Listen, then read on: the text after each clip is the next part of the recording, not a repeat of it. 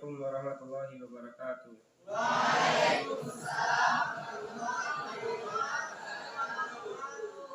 Alhamdulillah, nahmaduhu wa nasta'inuhu wa nastaghfiruh wa na'udzu billahi min shururi anfusina wa min sayyiati a'malina.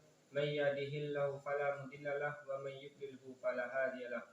Asyhadu an la ilaha illallah wa asyhadu anna Muhammadan abduhu wa rasuluh. Amma ba'du.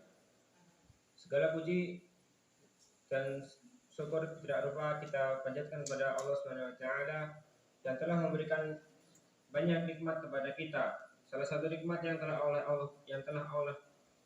berikan kepada kita adalah diturunkannya Al-Qur'an. Dan salawat dan salam semoga tercurahkan kepada Nabi kita Muhammad sallallahu alaihi wasallam, kepada para sahabat dan para pengikut-pengikutnya sampai akhir zaman. Judulnya saya di sini untuk sedikit menyampaikan keutamaan Al-Quran.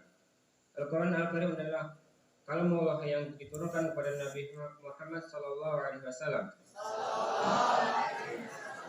untuk membebaskan manusia dari kesengsaraan hidup menuju kepada kehidupan yang penuh dengan kebahagiaan.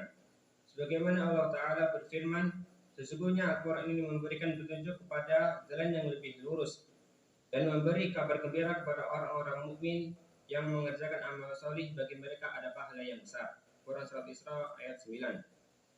Syekh Abdurrahman As-Sa'di rahimahullah berkata, pada ayat ini Allah Ta'ala menggambarkan tentang kemuliaan dan keagungan Al-Quran, sebagaimana menggambarkan bahwa Al-Quran memberikan petunjuk kepada jalan yang lebih lurus. Maksudnya lebih adil dan lebih mulia, baik dalam ideologi, amalan maupun akhlak.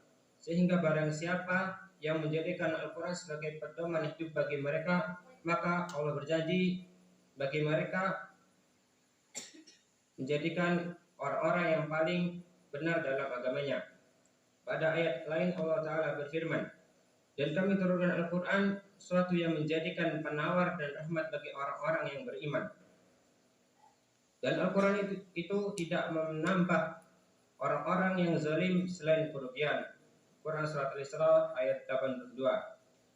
Dikarenakan Al-Quran adalah kitab Allah yang terakhir dan diturunkan sebagai pedoman hidup seluruh umat manusia hingga akhir zaman, maka tidak heran bila Allah berjanji untuk menjaganya. Allah berjanji menjaganya, keutuhan Al-Quran, sehingga tidak ada orang yang mengurangi ataupun menambahi ataupun menyelewengkannya.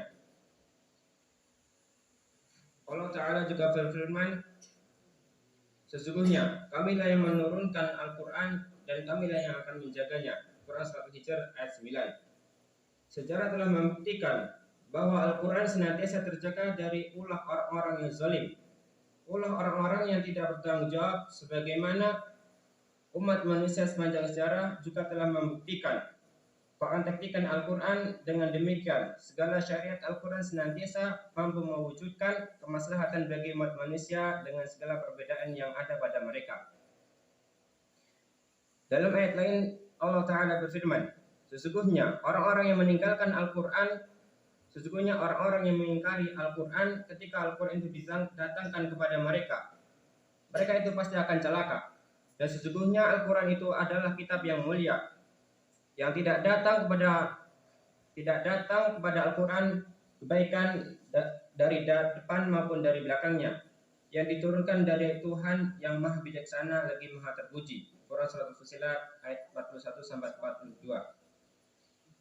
Ibnu Jarir At-Tabrani rahimahullah menafsirkan ayat ini dengan berkata, orang yang sesat dengan segala tipu dayanya tidak akan kuasa merubah Al-Quran, juga tidak akan kuasa mengganti maknanya, dan ini wujud pemeliharaan Al-Quran dari arah depan.